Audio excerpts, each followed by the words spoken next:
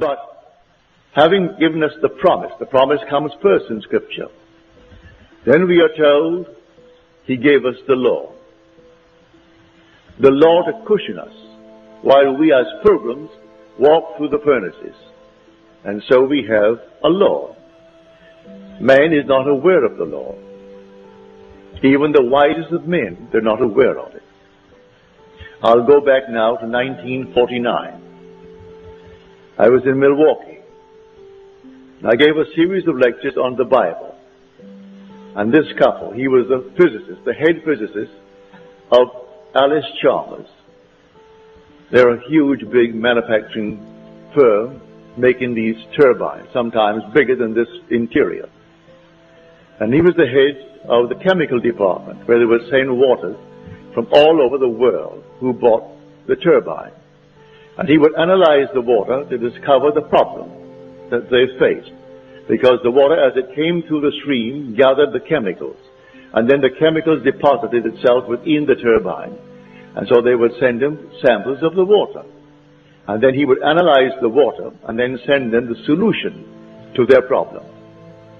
Well, being a trained chemist and the head of the department, he didn't take issue with me, but he said, Neville, I can't quite go along with you.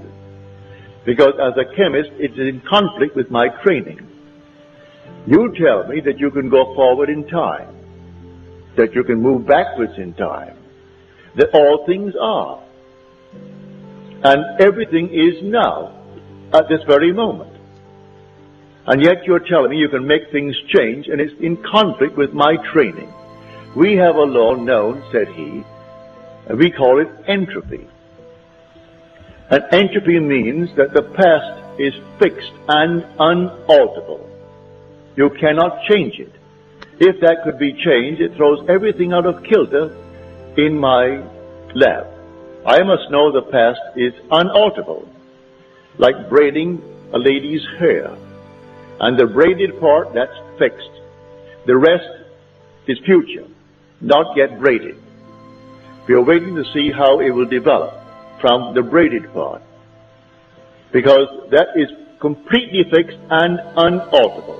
And you tell me it is not, that the whole vast world exists now, past, present, and future, and that you can go into these sections of time in a world that is finished. But I can't go along with that. That's perfectly all right. I'm not a chemist. I'm not a scientist, so I cannot argue the point with you. I only know my visions. And I teach vision as I have actually experienced it. And I can go into these spots. I have gone into these places, and the past has not passed away. And it's fixed, as you say, but I'm quite sure one could go back and revise that past and change it.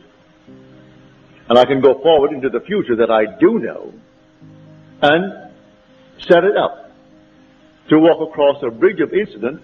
When I come to that point in time where I have entered, it takes on the color and the tone and the reality that I assumed it to be when I entered that state. Can't be done. But he was a very honest man, as most of these fellows are. They're trained to be honest. How else could they achieve what they do achieve in science unless they're perfectly honest with themselves? Well, in the month of November, I received a letter from him. And he sent me the Science newsletter dated October the 15th. And it was all about the positron. And the one who wrote it was Professor Richard Feynman. He was then professor of physics at Cornell University. 20 years later, only last year, they granted him the Nobel Prize in Physics for that paper. It took them 20 years to recognize what he said as theory back in 1949. And if I can quote it, this is it. The positron is a wrong-way electron. It's wrong way in every sense of the word. It moves backwards in time. It moves from where it hasn't been and speeds to where it was an instant ago. Arriving there, it is bumped so hard, its time sense is reversed and it moves back to where It hasn't been.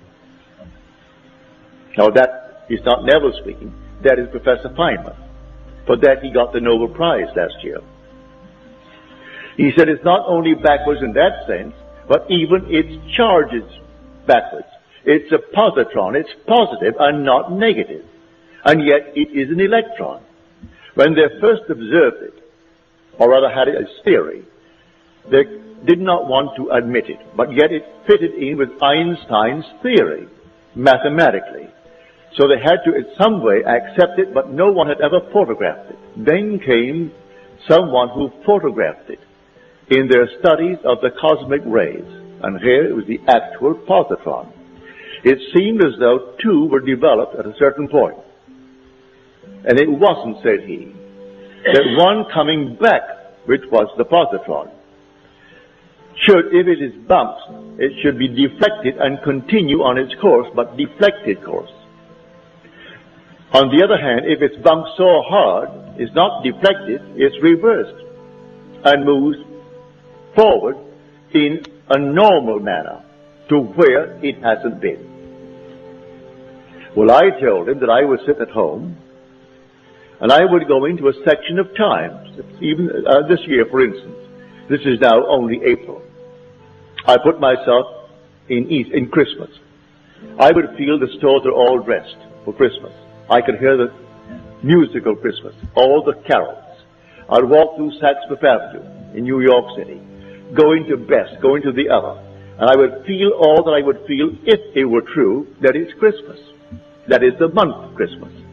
And then when I feel that it's all Christmas, then I would feel that things are as I desire them to be back in the month, say, of March or July, which was certainly not Christmassy. So take a hot, hot day in July, and I'm feeling it to be cold, and snow on the ground, and all the dressings for Christmas. And then I would open my eyes and bounce back and shock myself, because it seemed so real to me that when I came back and opened my eyes upon July and it's hot, I thought, now, are you kidding yourself? No, when I went forward in time, quite normally, waiting out the days, the months, to the month of December, things happened as I actually had assumed that they would. I went forward and predetermined what would happen. Well, when he sent me this, he wrote a sweet, lovely letter saying, Neville, I must confess, I didn't see it. No one saw it until Professor Feynman in his lab discovered this. But he discovered it by theory. And you tell me you know it by vision.